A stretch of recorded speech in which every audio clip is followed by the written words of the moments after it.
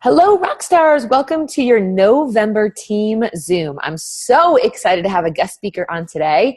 We have my friend Andrea Crowder on, squeezing us in her insanely busy schedule. I can't wait to introduce her and welcome her. So hello, Andrea. Hello.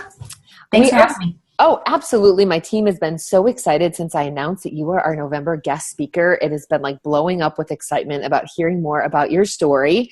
So Andrea, sometimes on our monthly team Zooms, we interview coaches on our own team doing well. And then every few months, we love to pull the expertise and greatness from outside of our team. So we're so honored that you accepted the invitation. Cool. And hundreds and hundreds of coaches are going to watch this and learn from it. And it'll be in our Team Rockstar Fit archive forever. Awesome. I guess I better not say anything embarrassing. Right. We'll just remove the link if either one of us completely jack this up, right? Okay. So, Andrea, let me just quickly do your introduction for people. So I read this twice. I'm like, what?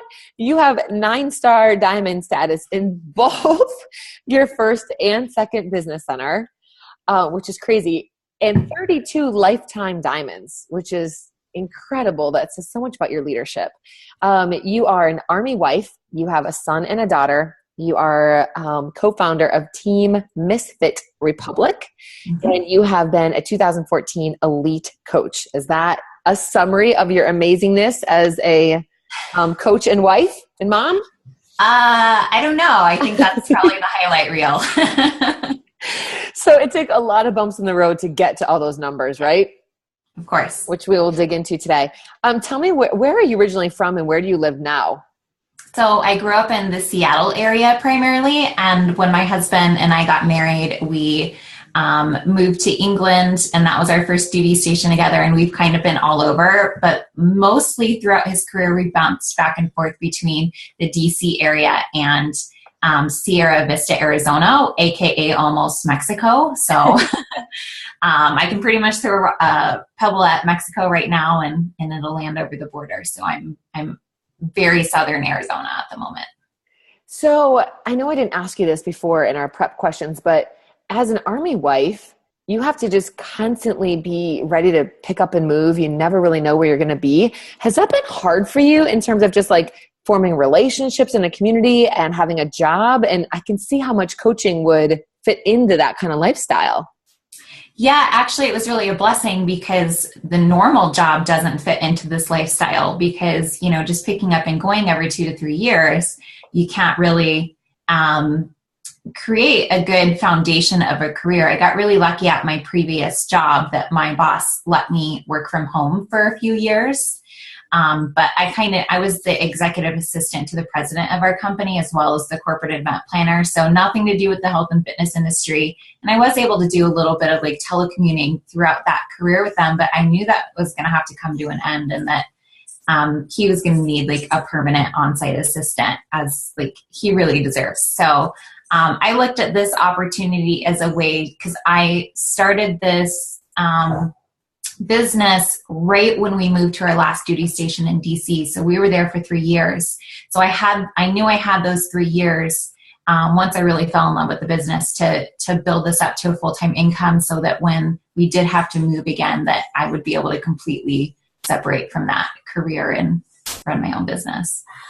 So many things to talk about there. Let me take people back in time. So you're in DC and something prompts you to say yes to coaching. You weren't in health and fitness. You worked as a corporate event planner and assistant to an executive. So a very much corporate executive style job. Mm-hmm. What made you say yes to the coaching opportunity? The lifestyle was really appealing to me. I've kind of always been like I'll do what I want type of personality, which is why I'm like one of my only siblings that didn't go into the military.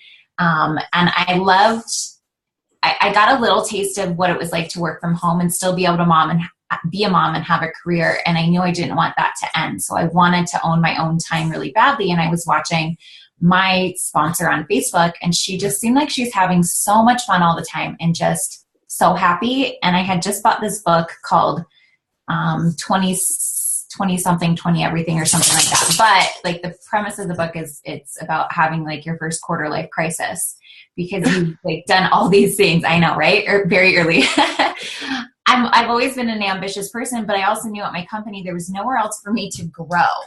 And so I felt stagnant, and I knew that I needed something that I could really invest myself into. And she seemed so fulfilled in what she was doing. So I actually reached out to her and asked her about the business. She sent me one of Christine Dwyer's videos, and just listening to her story and her retiring her husband from an executive position was really inspiring to me. But I also knew like I was going to have to start paying on my student loans very soon. And we were already living paycheck to paycheck. So I went into this kind of 1 foot in, 1 foot out. I'm just going to try it and see how it works. And maybe, I hate that word now, maybe I might be able to make a couple extra $100 a month. So I wasn't really too sure myself. I was just going to give this business a try at first. Okay, so much there. Let me just ask you a couple questions. So how is it that you had a sponsor coach? What did you buy a product? How did you know about Beachbody?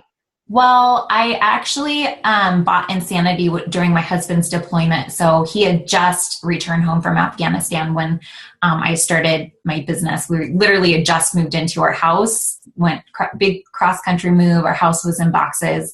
The worst time in the world to be starting your business, getting my kids back in school. It's August.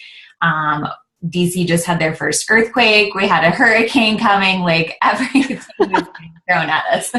It was insane. So you bought Insanity just for your own fitness. Yeah, I saw a girl on Facebook. My sister showed me one of her friends from high school's transformation. And I, like any military spouse does, I wanted to look hot when my husband came home. So I was motivated. Insanity was like my gateway drug into Beachbody. And I actually did sign up for a free account because of watching the DVD every single day. Got assigned a coach. She introduced me to the business in her first email. I feel bad. I'll never say her name because I feel guilty. Friended her on Facebook. But I read this email and I was like, I'm not a personal trainer, delete. And just like completely ignored her email. So obviously, like I know now, she jumped the gun. She was excited. She was probably a fairly new coach. But so that was the first time I'd heard of it, but I never really understood what it was like at its true core until I met my sponsor on Facebook. Okay. So much of this coaches, think about this. Andrea Crowder, one of the most successful coaches in the network, she got to where she is, and you have to go back to the very beginning. Like people always ask, how do you find a business builder? How do you don't like, she got Insanity to look hot for her husband. Right. And so it might just be someone seeing your post on Facebook about your own physical transformation. It might just be someone seeing that you're loving being on your team. And so it's like you never know what's going to spark somebody at the right time. But if you keep putting good content out there, someone like Andrea is going to find you. So the idea that she found Insanity, probably got great results from it. I love the early coach, or the story about the coach who jumped the gun. You're not going to say to somebody when they first buy your product, hey, do you want to be a coach? Right? You don't even have any reason why to. You don't know anything about them. Mm-hmm. Right? So, lesson learned. Then you saw a coach who you ended up working with having fun with this on Facebook. And it was like, some things about you, you're like, I'm ambitious. Maybe I could do this. But your early goals, so for coaches who say to us, how do you find someone who wants to leave their job? That wasn't your first goal. Your first goal was like, we're in financial struggles and I have to pay on student loans. Like, so do you agree with me, Andrea, that sometimes people think that, we're going to sign up the next coach who wants to make six figures, but it doesn't always start that way. You started with like, do you have someone, can you think of somebody who wants to pay off a student loan, who wants to have some extra spending money for their family vacation? I mean, that's where you started, right? Like that was your mindset. Yeah, she just I was really attracted to her looking so fulfilled and happy. She wasn't making a lot of money at the time. She was just a diamond coach. I don't want to say just a diamond coach, but yeah, I get it. Not making a whole lot of money yet. There's still, you're usually making like $100 to $300 a week or something like that as a diamond coach. So she still had another job working at a daycare, but I wasn't drawn in by big flashy numbers. I was drawn in by lifestyle, and then later, and I stayed because of community. And so I know those two things are really important for me for attraction marketing, because that's what brought me into the business. what you weren't drawn by big flash numbers, you were drawn by community. And what was the second thing? Lifestyle first. Lifestyle. And then, community was what made it stick and made me decide like that I'm going all in. This isn't going to be $200 a month. This is going to be my full-time income. I love it. So you've figured out that like you want to be in control of your own schedule. You want to work from home. You want to be able to raise their kids. But you also, I loved how we'll get into next. You also said like, I'm not afraid of making money, right. That you're driven by money. So I asked you, what really lit your spark to start building? Yeah. So I fell in love with the culture and I was feeling so happy and so fulfilled. And I knew like we were in $100,000 of debt when we started our business. So two big reasons why I should have said no. Number one, we didn't have any money. And number two, I had no freaking time for this business that I thought, at least once it becomes a priority, of course you carve that out. But it was one of those things where like, I realized that if I could pay off our debt, then I could walk away from my full-time job. My husband has the benefits in our family since he's military. So it was a way to really lift that financial burden of debt off of our family and live a lifestyle where I call it, I say to my team, like to be able to live your yes life, whatever that means to you. I love it. Go to so many things. Like I couldn't go to my grandfather's funeral when he died because we lived in England and those flights were insane. Like I missed births in my family. I didn't meet my nieces and nephews, until they were, much older in life. And I missed weddings and just really important families like at the core of who I am. And for me to say, no, I'm sorry, I can't be there. Like it was sucking my soul out of my body. It was so being able to say yes to be present. And that's why I'm not afraid to say that I am money driven, not because I need to see dollar signs in my bank account and have like, I don't find my ego in my bank account. It's because it empowers me to say yes to the things that are incredibly important to me. And for me to be, I consider myself a pretty audacious giver and I'm really, really driven by being able to be a contributor through time and finances. So many bombs right there, you guys. Yeah, please take a drink of water. You earned that. So many bombs there. She doesn't find her ego in her bank account. So especially women, I find, especially Andrea on our team, have this conundrum about saying that they want to earn an income because then all of a sudden we make the leap that like, if you want to earn an income must mean that you're driven by money. Right. I totally don't. I agree with you. That's like, no, you can want a lifestyle, want to say yes, want to contribute, want to give back financially without having to worry about it. So you're driven by money, but you're doing something you love, right? Like you wouldn't do this if you were selling something that you had no belief in. Tell me why you believe in Beachbody and fitness. Like what have you seen it do for people? Why do you believe in it? So that is when it's such a big pet peeve for me when people are like, oh, I don't want to take people's money because then they're going to think like that's all I care about. And I'm like, well, since you're not a personal trainer and you're not a nutritionist, how are you going to help them? If you can't get the products into their hands that are actually going to change their life or a business opportunity into their hands that will actually change their life the same way that it did mine, how in the world are you going to help them? Are you just going to sit there and be like, you're loved? That's fine and dandy. And that's nice to be able to offer that to people, but some people need more than that. Some people need an actual tangible solution to change their life. And Insanity worked amazing for me. I was in the best shape of my life after I completed that program. And then Shakeology came into my life and like freaking blew my head off. Like, fell in love. I have a hypoactive thyroid. I was clearly very busy. I wanted something that didn't take a whole lot of time to make. More often than not, I skipped breakfast. And so having all that nutrition coming into my body very quickly, I started feeling the energy and it really got me excited. And I was like on the phone immediately, Mom, you have to get on this. To my sister who struggled with her weight her whole life, Melanie, you have to get on this. Like, this is not me going and being like, oh, I want to make $30 commission from them. This is me feeling urgency to help other people feel as good as I do.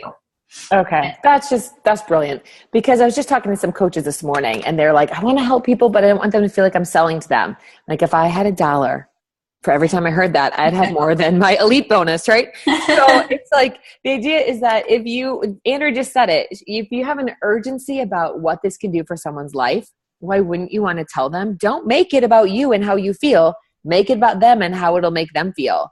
And so it's funny you said that, because if you're not a trainer, having access to these products is the only way to help them physically and nutritionally. We have tons of trainers on our team. So when you said that, I just want to clarify, for all the trainers on the team, you are maybe helping them with their fitness, but you still need to help with their nutrition, or you're helping them with their fitness, but they can't work out with you every single day.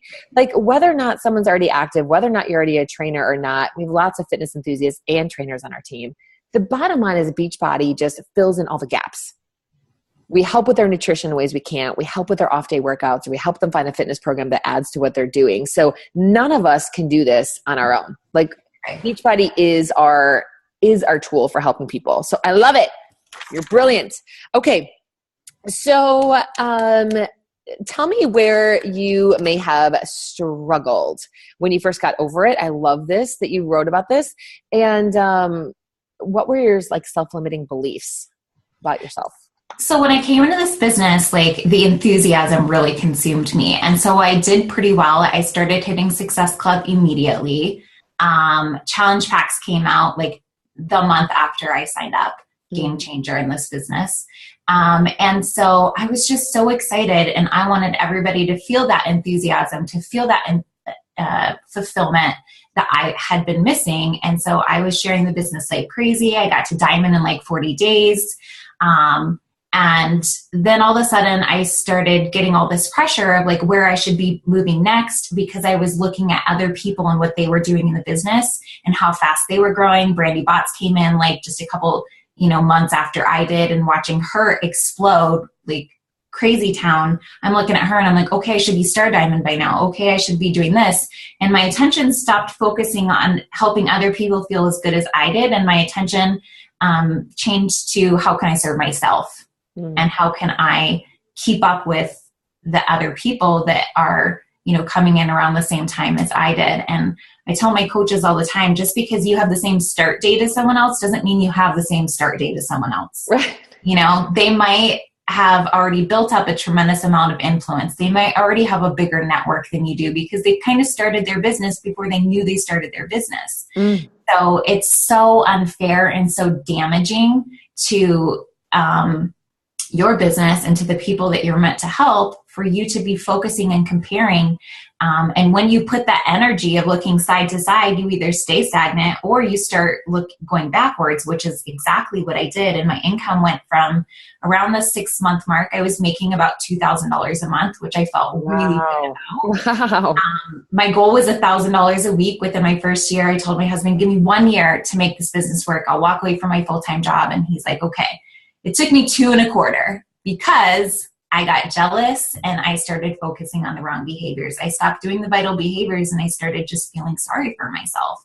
I was queen of victimitis for a huge chunk of my business, which actually drove my income back almost down to zero around the 18-month mark. And I had this pretty big come to Jesus moment where I realized number one, I had to depend on other people. I had to ask for help. I could not move forward in this business unless I was working together and allowing other people to build with me.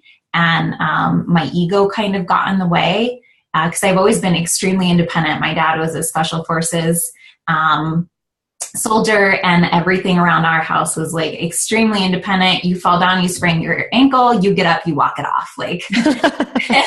That was life. And literally sink or swim. I learned how to swim by getting tossed into the lake. And you had Darren Hardy's dad. I love my dad to death, but it was, and I'm thankful for it because it created a tremendous amount of independence. But At the same time, it became a crutch for me. I didn't know how to lean on other people, and that was a big problem. So just the jealousy issue and not leaning and not trusting other people that they were going to be able to do it. I don't know if you guys have ever said this about your coaches, but I used to say all the time, and until Scotty Hobbs schooled me on a call that I heard, he had done a team call for our team, and he said, have you ever said, why does nobody get this but me?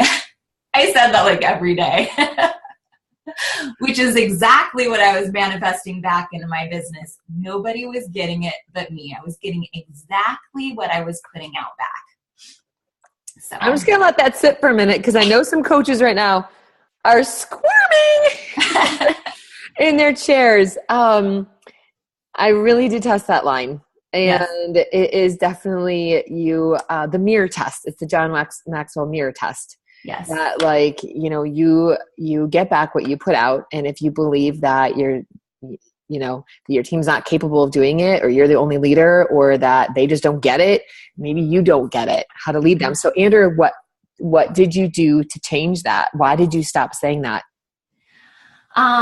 Well, the second he said that, I was like this big realization that I was projecting without saying directly to them that I didn't believe in them. And that was like soul crushing for me, because I love my team. And I didn't realize, like, sometimes it's just that small, tiny perspective shift that creates like tremendous momentum and change and miracles in your business, because you just don't realize like how much power your words have, or even your thoughts. And even though I wasn't saying that directly to them, they were feeling it. Like your subconscious starts kind of working for you and speaking for you. They can hear it in your tone. They can hear it in how you word things. And once I sat back and I started little shifts that I would do would be on the national wake up call when they were announcing diamonds. I would be like celebrating them, and I would be hearing my own coaches' names and just kind of visualizing hearing their names on the wake up call, kind of putting out there, like, I know that they have the ability in there or in them to be able to make this business work. So that was like one of the first shifts that I made. I did for probably a straight year. My only personal development was on mindset, because I knew that I was the only reason that I was stuck. And once I was finally able to take ownership, that was hard at first, because I wanted to say, I'm showing up every day, I'm doing the vital behaviors, I'm doing all these things that I know I'm supposed to do, but really this was like the only thing that was keeping me stuck. And I had to eat a big piece of humble pie, acknowledge that, and be willing to focus my personal development and grow here first. And then my business just went completely banana sandwich crazy. People love you right now. People watching this.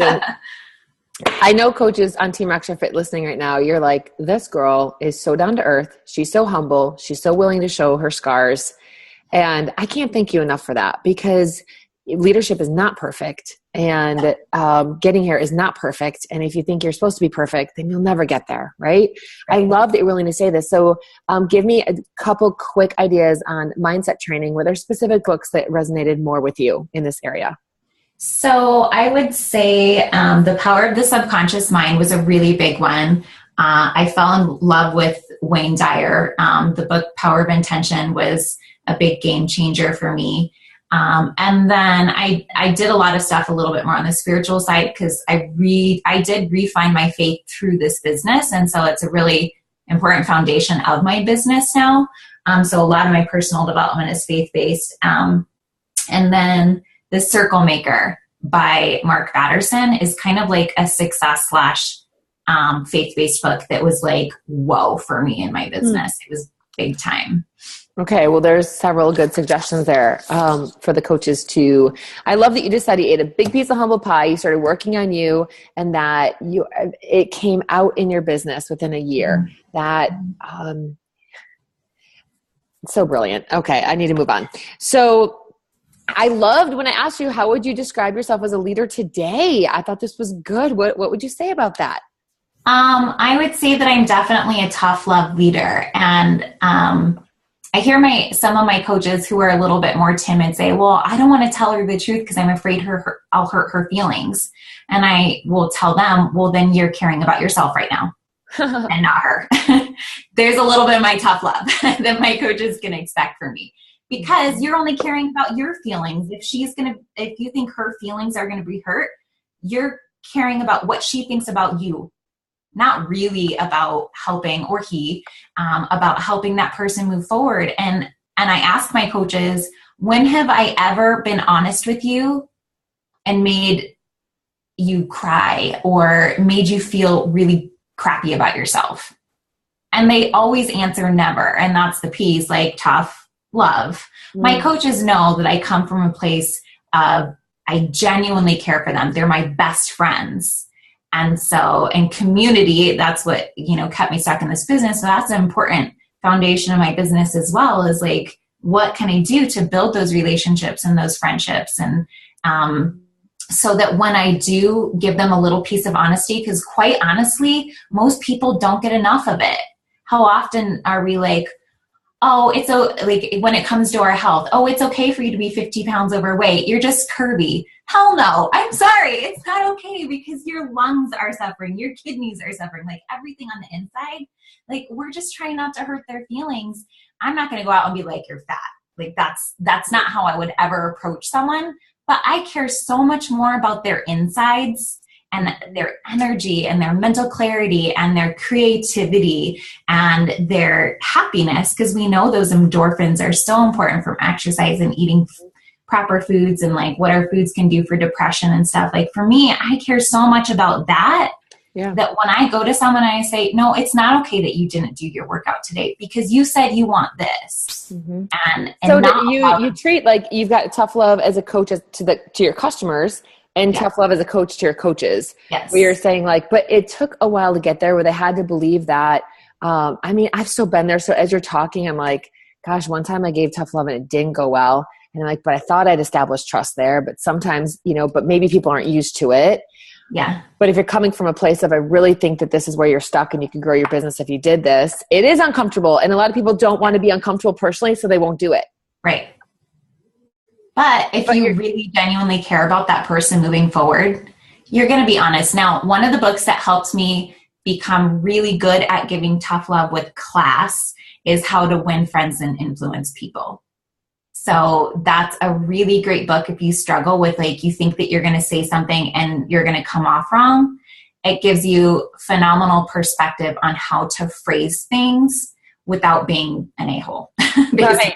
Right. Because being assertive, I can be assertive, can also come across as aggressive, keep it in check. Yeah. And that's where it's got to be like, take a pause. What do I want to get across here?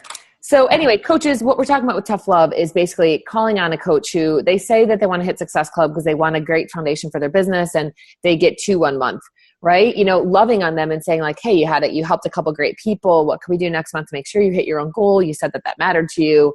Or, hey, what you're putting on Facebook isn't all that inspiring right now. I know you said you wanted to inspire people. Like that kind of tough love is what you're saying, right? Keeping people on track with their own goals. And it doesn't have to be like super mean, like you're saying. Sometimes it's just like going and giving social media feedback. And some people even still really struggle with that because they're like, well, I don't want them to think that they suck. Well, how are they going to get better if you don't give them a little bit of constructive criticism? Right. Don't go out and be like, are you serious? Did you really post that? I would not say that. You're so dumb. No, but I also think that I said to some of my coaches recently, like, our job as a mentor is not just to be a cheerleader. So just saying, great job, high five, you rock, fist pump, isn't all that effective. Like you need to have some of that so they know that they believe in you. But I feel like you're showing people you believe in them by investing in their business and investing in their growth. And if something's not going well, being in, like I said to, actually said to my sister, who's awesome and rocking this business, I said to her the other day, we were talking about tracking coaches and Rock the Basics. And we were just chatting about the best way to do that. And we just had an honest discussion about it's not enough to just check in with your coaches on how they're doing. You got to follow them in the trainings. And she agreed, and she's been doing that. Anyway, Carrie, I'm totally not talking about you right now. The thought is that she and I can be honest with each other about our coaching and about things that we see for each other without taking it personally. Right? So anyway, tough love. Don't take it personally. Know that somebody wants you to be the best version of you. Yes. Cool. All right. I love the sacrifices. Andrea, what kind of sacrifices did you have to make to get to where you are today? I was working full time for the first 2.25 years. So I gave up pretty much everything to build up this business.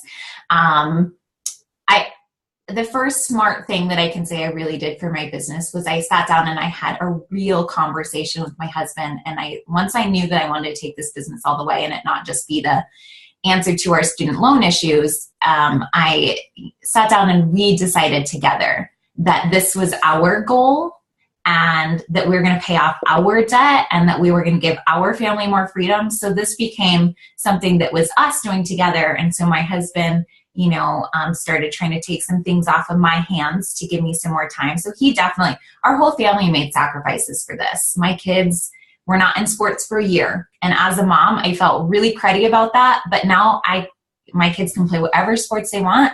I can be there for all their games. I can send them to whatever college that I want. So in the grand scheme of things, 1 year of sports did not kill them.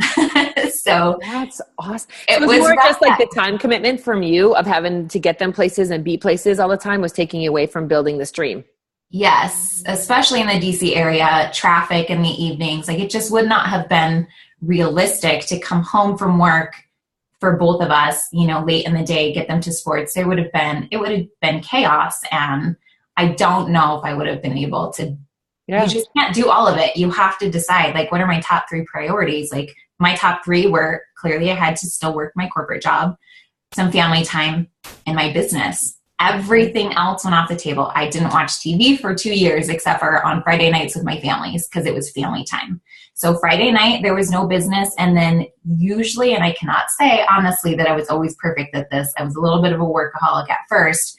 But my husband and I finally started saying like, okay, Saturdays is like, you can't work. And I needed it truthfully for me to be able to recover from the week. Yeah.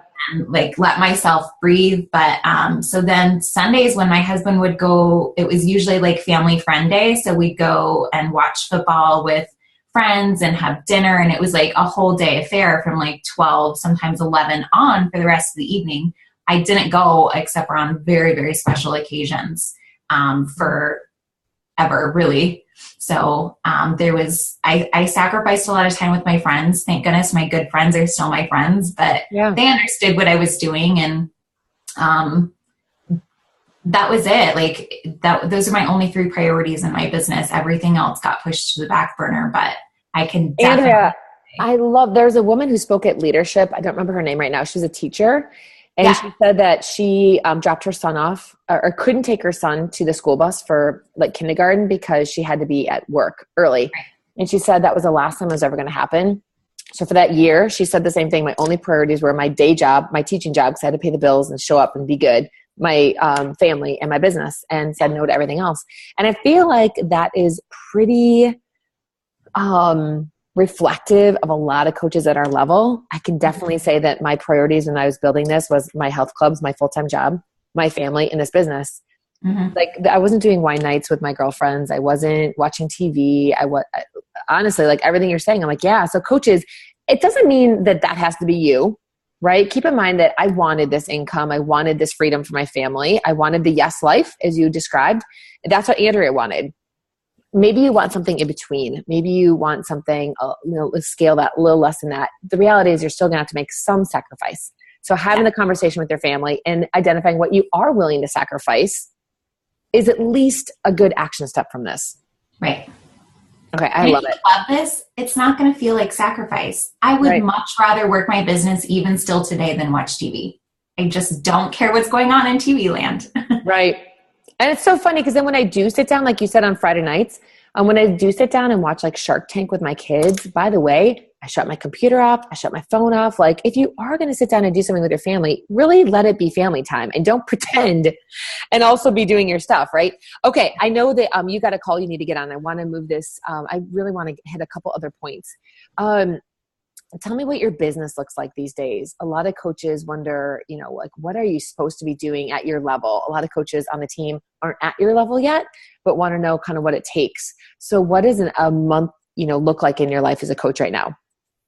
So it's so easy once you get to a certain point in your business to stop focusing on the basics, the things that got you there. Those are the things that are still non-negotiable in my business. I'm still making sure that I'm consistently bringing new people into my business, Success Club 10, making sure that I'm getting my new coaches started right. So when I plan my month, I have to have a new coach basics.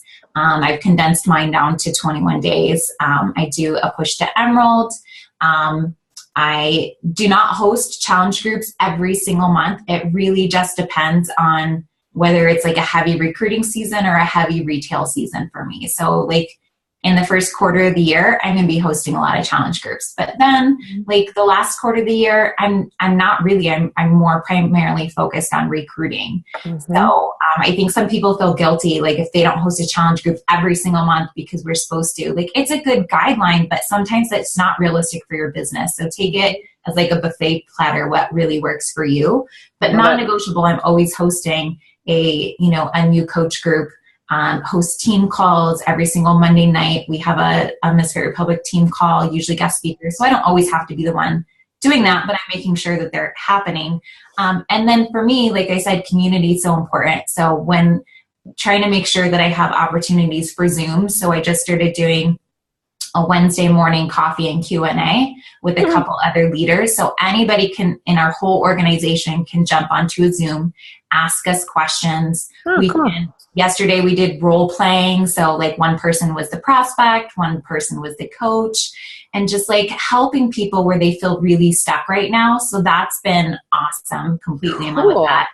And then Zooms for my personally sponsored coaches as well, to make sure like they get some one-on-one time with me or group time. And I like to put, like when new coaches come in, I'll put them into a private message, not a group. They're obviously going to like my team pages, but I want them to start getting to know each other, when they're coming into the business. I want them to start building friendships, possibly find a success partner right away.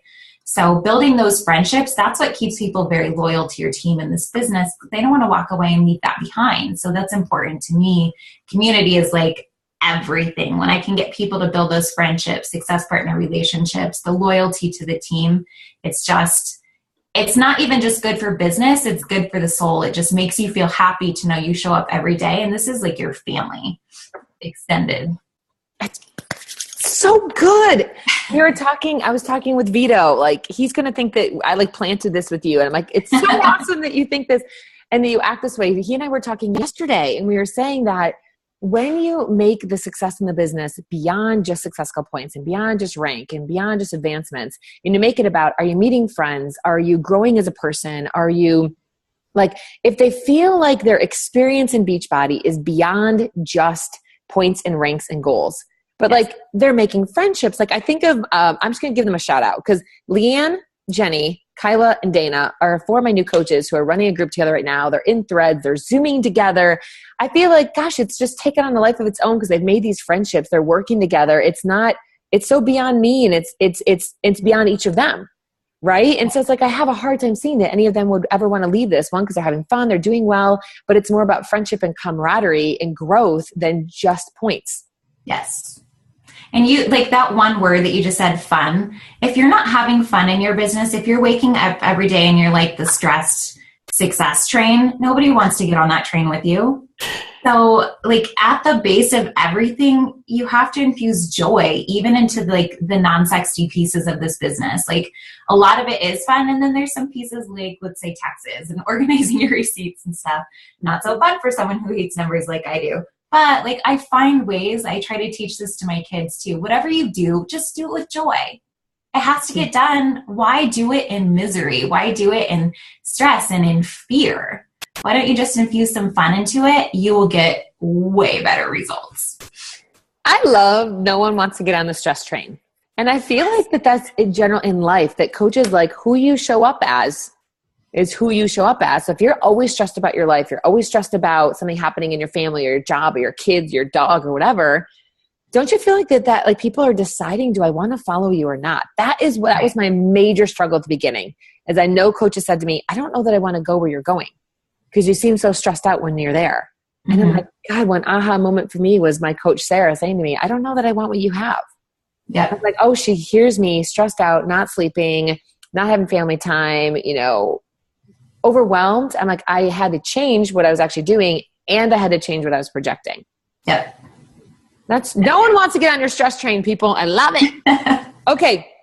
Last one. We're so on time. I love it. I'm sneaking in one more because I have time.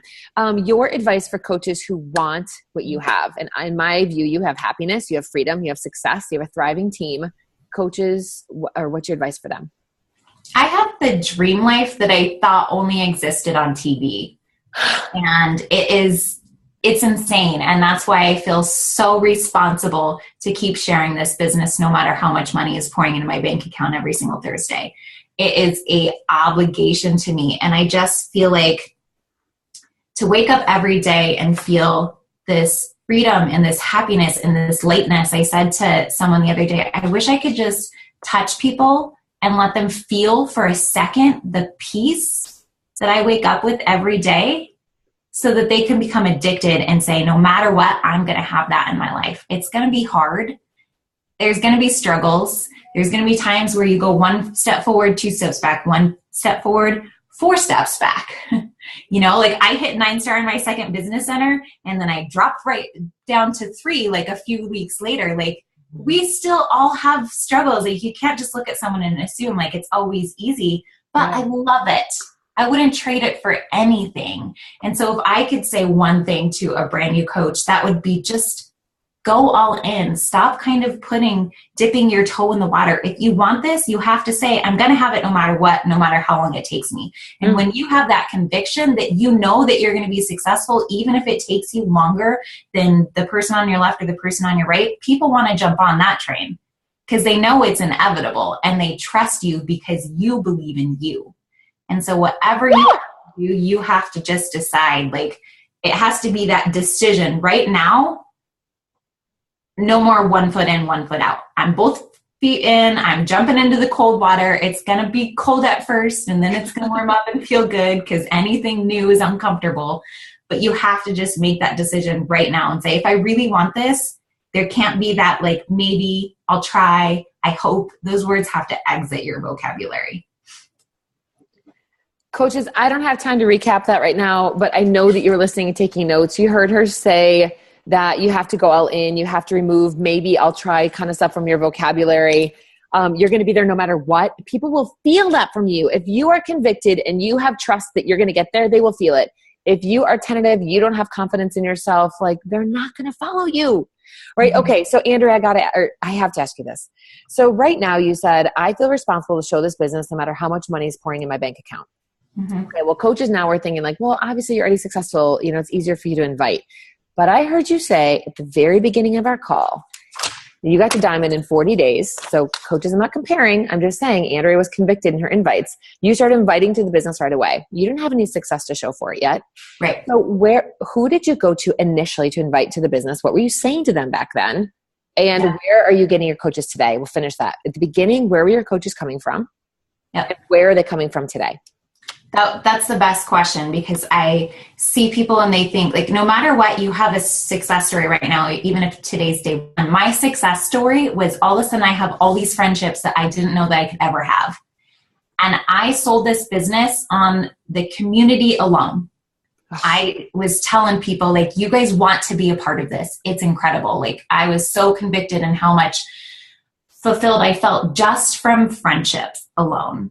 And I would tell people like, oh my God, I would assume that they're going to join the business because I'm so excited about it. Why would they not? And so I would be like, I can't wait to introduce you to my whole team. Like I would be doing this on social media, like in my living room. My husband's staring at me like, why are you so excited? I'm like, oh, I know this person's going to love it. I know it. Like just like that excitement, and people can feel that from you. So I sold this business straight like off of friendships, and I knew that it was going to be the answer to my student loans. And so I said, I'm not making any money yet, but I will. There comes the conviction. I was both feet in. And then I would share somebody else's story. I would say my, upline, I wouldn't use the word upline.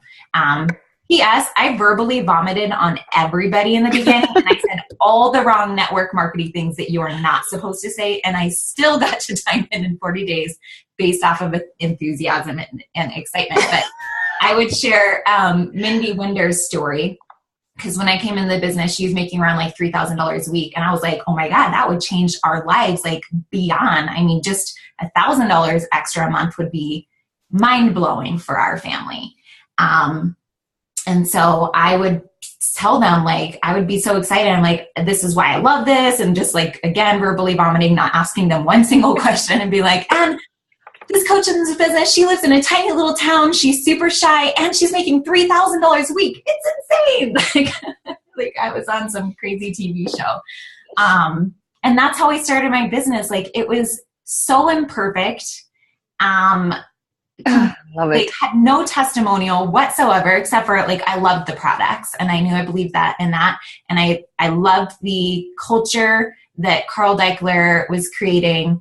I really believed in the corporate side of Beachbody and their heart. And that was important for me to be able to put my good name next to theirs.